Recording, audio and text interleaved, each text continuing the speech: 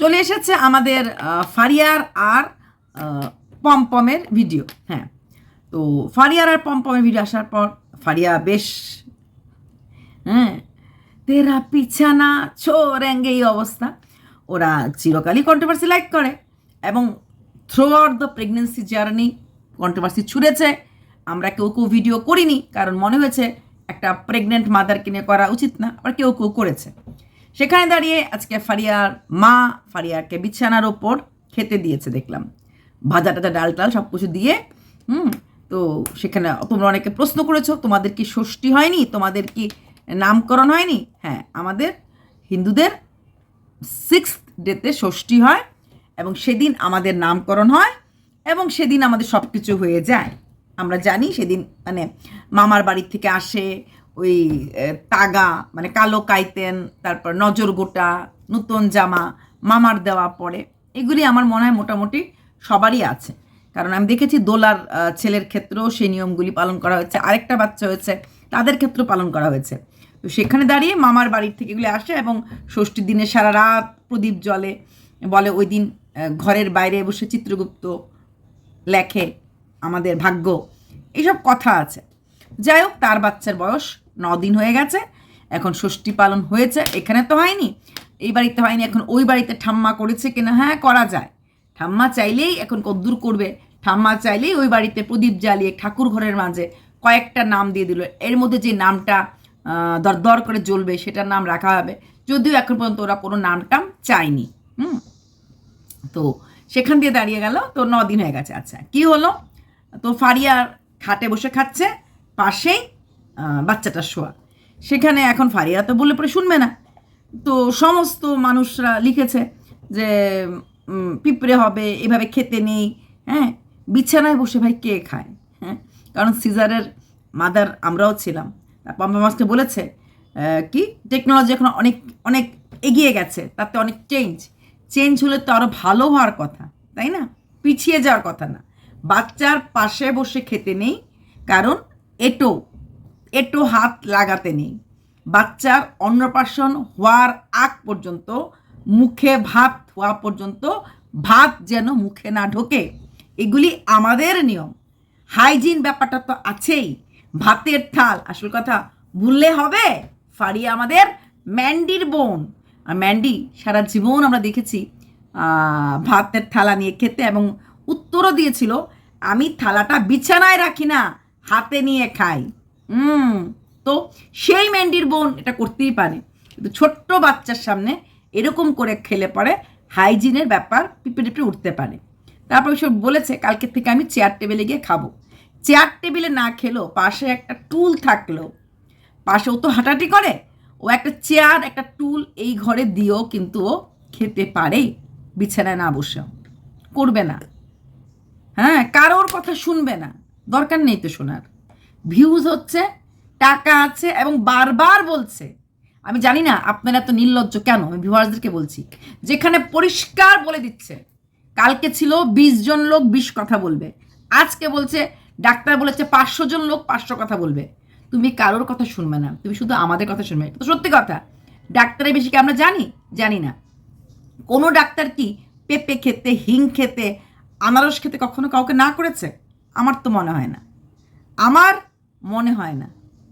কোনো ডাক্তার কি খুব একটা বেশি কাজ করতে কোনো পেশেন্টকে না করে? আনটিল আনলেস কন্টিনিউ বাজে থাকুক, না করে না। সেখানে দাঁড়িয়ে আমরাই কিন্তু পেঁপে, আনারস, হিং এই টাইমে খেতে নেই। অনেকে মন গড়িয়ে বলে ডাবের জল খেতে নেই, চোখ নাকি কটা হয়, এরকম অনেক কথা আছে। সেখানে দাঁড়িয়ে ও তো যেগুলি মানার মানছে, ডাক্তার বললে মানছে, না বললে মানছে। এবং ও এখন তো একদম বাচ্চাটা ডেলিভার দেওয়ার পর ও একদম আরও বেশি, যে আমি করে দেখিয়ে দিয়েছি আমি যা চাই বা যা করতে পারি। শুধুমাত্র পেশাটা ডিস্টার্ব করেছিল মাঝখানে, তার জন্য কিছু যায় আসে না, কিন্তু আমার যা ইচ্ছা আমি খাবো। তারপর যেটা পম্পম বলে, লোককে বলছে এত খাওয়া কেন? তারপরে বলছে না, ডেলিভারি হওয়ার পর ওর খিদে বেশি করে পাচ্ছে। এত খাওয়াটা কেন? এর জন্য পাবলিকরা বলছে, কারণ এত বাইরের জিনিস খাওয়া। তারপরে কিন্তু তোমরা হসপিটাল থেকে আসার পরে কিন্তু তোমরা কিন্তু বলেছ তোমাদের দুজনের পেটটাই নরম করেছে। এই সময় একটা মার ভেতরের নাড়ি বুড়িগুলি নরম থাকে, তার জন্য হালকা পাতলা খাওয়া। যেই মেয়েটা তোমাকে কমেন্ট সেকশনে লিখেছে যে আমাকে তো আমার মা 6 মাস মাংস দেয়নি, কারণ একটা, কারণটা হচ্ছে মাংসটা হজম করতে অসুবিধা হয়। আর মার যদি কোনো কারণে গ্যাস হয়, মার যদি কোনো কারণে অ্যাসিড হয়, তাহলে সেই গ্যাস, সেই অ্যাসিডটা সেই ফিডের মাধ্যমে যাবে বাচ্চাটার কাছে, তখন বাচ্চাটারও কষ্ট হয়। বাচ্চাদের এই সময় অনেক সময় রাত বিরাতে পেটে ব্যথায় কান্নাকাটি করে, তো ওরা তো অন্য কিছু খায় না, এই মার খাওয়ার দৌলতের জন্যই ওদের এইসব প্রবলেম দেখা যায়। তার জন্য ঘরে থাকা যতই সায়েন্স ডেভেলপড হোক না কেন, বাচ্চার জন্ম যেরকম মারাই দেয়, সায়েন্স চাইলেও এখন বাবারা দিতে পারে না, ঠিক তেমনি এই খাওয়া দাওয়া, এই নিয়ম, এগুলি এইভাবেই চলে। প্রত্যেকটা ক্ষেত্রে হাইজিন মেনটেন করার জন্য, যে ঘরে এই এটাকে তো অসুচগড়ি বলে, আসতে নেই, হ্যাঁ, বাইরের লোক যেন না আসে, আসলে পরে যেন হাত ধুয়ে ঢোকে, কেন বলে? হাইজিনের জন্য বলে।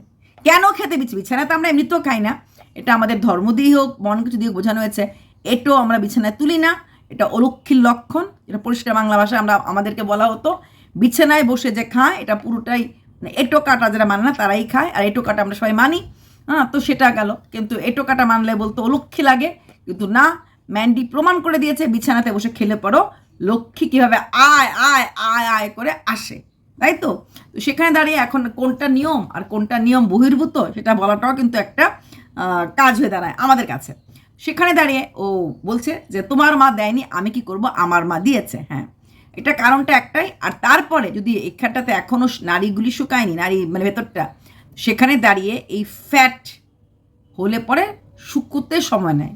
এর জন্য যত মচমচা করে খাওয়ার, সকাল সকাল ব্রেড খেতে অনেকে না করছে, বলছে হাতে রুটি। তোমাদেরকে বলছি ভিউয়ার্স, ও তো ডাইরেক্ট বলছে তোমাদেরকে পাত্তা দেবে না, তোমাদের কথা শুনবে না। ডাক্তারবাবু ম্যাম, মানে যে ডাক্তার ম্যাম, উনি যা বলেছেন তাই করবে। সারা জীবন ওরা ডাক্তারের কথাই শুনেই চলেছে। তোমাদেরকে খালি জিজ্ঞেস না করেছে কমেন্টে একটু বলো তো, কমেন্টে একটু বলো তো। হ্যাঁ, প্রেশারটা হাই হলে পর তখন বলছে এই জানো তো অবস্থাটা খুব খারাপ ছিল, জানো তো 24 ঘন্টা আমার মানুষ কি করেছে, তখনই না বলেছে। হ্যাঁ, কিন্তু এই সব কিছু ডাক্তারের জন্যই করছে, তার জন্যই ওই লাস্ট ডাক্তারটাকেও পাল্টিও ফেলেছে। কারণ ভালো নার্সিংয়ে থাকবে, ভালো নার্সিংহোমে থাকতে গেলে ভালো এটাও দিতে লাগে, আর সে এটা দিতে কিন্তু তোমরা ভিউয়ার্সরা সাহায্য করেছো, টাকা দিয়ে সাহায্য করেছো, ঠিক আছে। কোথায় টাকা দিলাম? আরে ভাই, ভিউজ তো টাকা, কিন্তু উপদেশ দিয়ে সাহায্য করতে যেও না। উপদেশ নেবে না, উপদেশ শুনবে না, উপদেশ মানবে না। কেউ কেউ আবার লিখেছে মার থেকে মাসির দরদ বেশি। হ্যাঁ মাসিরা, মাসি বলো পিসি বলো, তোমরা দরদ দেখাতে যাবে না, কারণ তোমাদের দরদকেও ভোকাট্টা বলে ছেড়ে দিয়েছে। তো তারপর বললো একটা কথা যে এসি দিতে ডাক্তারকে জিজ্ঞেস, ডাক্তার বলছে হ্যাঁ 28 থেকে 30-এর মাঝে এসি দেওয়া যায়, এসিতে ঠান্ডা লাগবে না। আজকাল এসি তো ডাক্তার নার্সিংহোমও থাকে, বাচ্চাটা ওইখানে থাকে, জন্মের পরেই এসিতে রাখে না, কারণ মায়ের ভেতরটা খুব গরম থাকে, তো সেই গরম থেকে ওরা কিন্তু যাদের প্রিমেচিউর বাচ্চা হয় দেখা যায় ওদেরকে খুব গরমের মাঝে রাখা হয়, কারণ সেই টেম্পারেচারটা মেনটেন করার জন্য। কিন্তু ও তো নর্মাল চলে এসেছে, তার জন্য এসি 28 থেকে 30 নর্মাল টেম্পারেচার, ওই টেম্পারেচারে বাচ্চাটাকে নাকি রাখা যায়, এবং তার জন্য ওরা এসি দিচ্ছে, এসিতে রাখছে। আচ্ছা, ওই কি কাপড়গুলি, হ্যাঁ কাপড় ধুয়ে ওখানে দেওয়াটার কথা আমিও না করেছিলাম, যে আর্দ্রতা থাকে, হিউমিডিটি থাকে, হিউমিডিটিটা শ্বাস প্রশ্বাসে গেলে খারাপ, নানা রকম রোগের সৃষ্টি হয়। ওরা শুনলে শুনবে, না শুনলে না শুনবে। ওদের বাচ্চাদের কোনো অসুখ হলে ডাক্তার বলে দেবে। কাইন্ডলি ভিউয়ার্সরা, নিজের নাক কোনো চ্যানেলে ঢুকিয়ে সেই নাকটা কেটে শূর্পনখা হয়ে বেরিয়ে এসো না। তোমরা যারা বলছো ভালোবেসে বলছো, যারা আমরা বলছি ভালোবেসে বলছি, কিন্তু তারপরে কিন্তু ওরা বলে দিয়েছে পরিষ্কার নো নিড। তাই নিজের নাক নিজের দায়িত্বে রাখুন, নিজের নাক সামলে রাখুন। কষ্ট করে সেখানে নাক গলাতে গিয়ে ওদের পারিবারিক বিষয়ে আপনারা শূর্পনখা হবেন না, ওরা শুনবে না। বোঝাতে পারলাম? আশা করি বোঝাতে পেরেছি। তারপর কি হলো, এটা করার পর তারপরে বললো যে হ্যাঁ আমি মাংস খাবো, আমি এগুলি খাবো। ওই হসপিটালেও ও কি ক্রিম খেয়েছে কি ক্রিম খায়নি, নার্সরা বলেছে সব কিছুই ডাক্তার ওকে বলে দেয়। তো সব কিছুই বলে, কিন্তু প্রবলেম হলে পরে আবার কিন্তু এই ভিউয়ার্সদের কি বলে, বলো না গো কেন হলো, বলো না গো কী হয়েছে না হয়েছে। তোমরা জানতে চাইবে ষষ্ঠী হলো না, তোমরা জানতে চাইবে ওটা হলো না, উত্তর তো পাবে না। উত্তর ওইটুকুনি পাবে যেটুকু ও দেওয়ার প্রয়োজন মনে করবে। তোমাদের কাজ হচ্ছে ভিউজ দেবে, ওদেরকে রোজগার করার রাস্তা দেবে, কিন্তু তোমাদের কোনো কথা শুনবে না বা শুনলেও পাত্তা দেবে না। মেরি মার্জি, মেয়ে বেটা কা মা হুঁ, আমি একটা ছেলের মা। হ্যাঁ, ডাকছে পম্পম, ছেলের মা হাঁটছে। হ্যাঁ, আমি একটা ছেলের মা, আমি যা করব আমার ছেলের ভালোর জন্যই করব। আমি দোলনায় রাখবো, দোলনায় থাকতে ভালোবাসে। আমি কোলে রাখবো, কোলে থাকতে ভালোবাসে। তোমরা কে ভাই? মোবাইলের ওই পারে বসে জ্ঞান দিচ্ছ কে ভাই? তোমরা শুধু প্রয়োজন টাকা দেওয়ার জন্য, আর কোনো কিছু করার জন্য একদমই তোমাদের কোনো দরকার পড়ে না, এবং সেই দরকারটাও গায়েও লাগায় না। আচ্ছা, তারপর এইগুলি হলো নর্মাল, এবং আরও কিছু কথা ও বোধহয় বলবে বলে ভেবেছিল, বলেনি। প্যাম্পার্সের ব্যাপারে বললো যে এখন বৃষ্টির দিন কোথায় শুকুবে, কি করবে, বাচ্চাটাকে তার জন্য প্যাম্পার্স পরে রাখছে। হ্যাঁ, কাঁথা টাথা পরানো থেকে কাঁথা ধোয়া, শুকোবে না, নানান ঝামেলা, এর থেকে আমার মনে হয় প্যাম্পার্সটা পরে রাখা ভালো। আমরাও কাঁথা টাথা পরাইনি, প্যাম্পার্স পরিয়েছি। এরকম কিনতে পাওয়া যেত ওরকম ন্যাপি, প্লাস্টিকের মাঝে একদম টাওয়ালে ফিট করে, ওইগুলি ওটা মতো পরিয়ে দিলেই হয়ে যেত, ভেতরে থাকতো কাপড়। ওরা দোকান থেকেই দিত আমাদের ওখানে। ছেলের সময় ওখানে আমি শিলংয়ে একদম রেডিমেড পাওয়া যায় জিনিসগুলো, একদম আমার মনে হয় এগুলি মেনলি শিলংয়ের বাচ্চার জন্যই হতো কিনা জানি না। একটা দোকান ছিল, সে দোকানে এরকম নানা ধরনের জিনিস পাওয়া যেত, এবং স্পেশালি মানে ঠান্ডা জায়গায় থাকা বাচ্চাদের জন্য। তো আমরা ওখান থেকে প্রচুর কিনতাম, কোনো অসুবিধা হয়নি। প্যাম্পার্স পরানোটা আমার মনে হয় ভালো, কারণ কাঁথা টাথা কে বুনবে, কে ধোবে, ধোয়ার মধ্যে হাইজিন। এই কাঁথাগুলিও গরম জলে, শুধু কাঁথা না, বাচ্চার ঘরের বেডশিট, ওর জামা কাপড় টাটকা গরম জল করে সার্ফ দিয়ে ডেটলের মাঝে আমরা ভিজিয়ে রেখেছি। হ্যাঁ, অনেক বড় হওয়া পর্যন্ত, যত মানে কাঁথা তো না, ওই ড্রেসগুলি 3 বার 3 ড্রেস খোলা হতো। টাওয়েল ছিল, সেই টাওয়েল মানে যেটাতে গা মোছানো হতো, বেডশিট চেঞ্জ করা হতো একদিন পর পর, পিলো কাভার বাচ্চার 2 সাইডের সাইড পিলোজ আর এমনি পিলোর, সেগুলি ধোয়া এবং টাটকা গরম জলে সার্ফে ভিজিয়ে ডেটল দিয়ে রাখা হতো কিছুক্ষণ সময়, তারপর ধোয়া হতো। ডেইলি মোটামুটি পুরো 1 বালতি না হলো প্রচুর কাপড় তো হতোই। তো সেই কাপড়গুলিও ধোয়া একটা ডিউটির মাঝেই পড়তো, যদিও কাঁথাটাতে কিন্তু আমি ইউজ করিনি, কারণ আমার ছিল না। তবে ছোটোবেলায় দুটো জিনিস ইউজ করতে আমাকে বলেছিল। আমরা তো আবার লোকের কথা শুনে চলতাম। আমাদের ওই মানে যেখানে থাকতাম কলোনিতে এক ছিল, বৌদি বলতে, উনি বলেছিলেন ওই মার্কিন কাপড়গুলি আছে না, ওইগুলিকে ঠান্ডার জায়গা তো ছিল, আর ঠান্ডাটা জায়গা ঠান্ডাটা একটুখানি লাগলেই কিন্তু বাচ্চাদের নিউমোনিয়া টিউমোনিয়া হওয়ার একটা চান্স থাকে। যাতে এক ফোঁটাও ঠান্ডা লাগতে পারবে না, তার জন্য কনস্ট্যান্ট কিন্তু যে কোনো কাপড়, আমি কখনো প্যাম্পার্সও যতক্ষণ রাখায় ততক্ষণ রাখতাম না, অনেকটা কম সময়ই রাখতাম, যাতে ঠান্ডাটা কোনো অবস্থাতে বাচ্চাটার গায়ে লাগতে না পারে। এটা গেল ফারিয়ার কথা। কালকে আমাকে একজন জ্ঞান দিতে এসেছে, আমাকে বলেছে জ্ঞান দেবেন না, আমাকে জ্ঞান দিতে এসেছে ফটোথেরাপি নিয়ে। বলছে ফটোথেরাপি কোনো লিভারের প্রবলেমে হয় না, আমার বাচ্চারও ফটোথেরাপি হয়েছিল, এটা হচ্ছে কি ব্লাড গ্রুপ। হায় রে মূর্খ, মার সঙ্গে বাচ্চার ব্লাড গ্রুপ যদি অন্যটা হয়, আচ্ছা আমি বুঝি না, মানে কিচ্ছু মানে কুচবি, সেই ব্লাড গ্রুপের থেকে ফটোথেরাপিও আমার বাচ্চারও হয়েছিল। আইদার আপনার ডাক্তারটা মূর্খ ছিল, নাহলে আপনাকে যে বলেছে তা আপনাকে মূর্খ করে রেখে দিয়েছে। ফটোথেরাপি দেওয়ার কারণটাই হয় নিওনেটাল ওই রোগটা, লিভারের যে রোগটা, সেটা নিওনেটাল, বিফোর বার্থ থেকে এটা হয়। কি হয়, ছোট বাচ্চারা নিজেরা বিলোরুবিনটা ভাঙতে পারে না, বিলোরুবিনের আপডাউনে আমাদের ওই রোগটা হয়, যে নামটা আমি বলছিলাম, লিভার রেগুটি, যেটা আমাদের হলুদ হয়ে যায়, হলদে রোগ। আচ্ছা, তো ফটোথেরাপিটার কাজ হচ্ছে এই ব্লু লাইট, অন্য কোনো লাইট বা সানলাইট কোনোটাই ভালো না এইরকম রুগীর জন্য। এই ব্লু লাইটটার মাঝে ফ্লোরোসেন্ট থাকে, যেটা কিনা বিলোরুবিনটাকে ভাঙতে সাহায্য করে, এবং সেই বিলোরুবিনটা ভেঙে ইউরিন বা স্টুল সাথে পাস হয়ে যায়, তাতে বাচ্চাটার ওই রোগটা সেরে যায়। ভালোবাসেন ফারিয়াকে, ভালো কথা, উল্টো পাল্টা কমেন্ট করে নিজেকে ছোট করবেন না। মার আর বাচ্চার ব্লাড গ্রুপ সবসময় এক থাকে? আমার ছেলেরও তো অন্য ব্লাড গ্রুপ, আমার অন্য ব্লাড গ্রুপ, প্রচুর লোক আছে মার এক ব্লাড গ্রুপ, ছেলের আরেক, বাচ্চাদের আরেক ব্লাড গ্রুপ। তো তাদের সবার ওই রোগটা হয়ে যায়? কোন ডাক্তার আপনাকে এই কথা জ্ঞান দিয়েছে? তাকে ধরেন, আপনার ছেলের ওই রোগটাই হয়েছিল বললেন না, ব্লু লাইটের রেখেছিল ব্লাড গ্রুপ, তাকে জিজ্ঞেস করুন। হ্যাঁ, রেড ব্লাড কর্পাসের ব্যাপার থাকে, সেটা কিন্তু ব্লাড গ্রুপ নয়।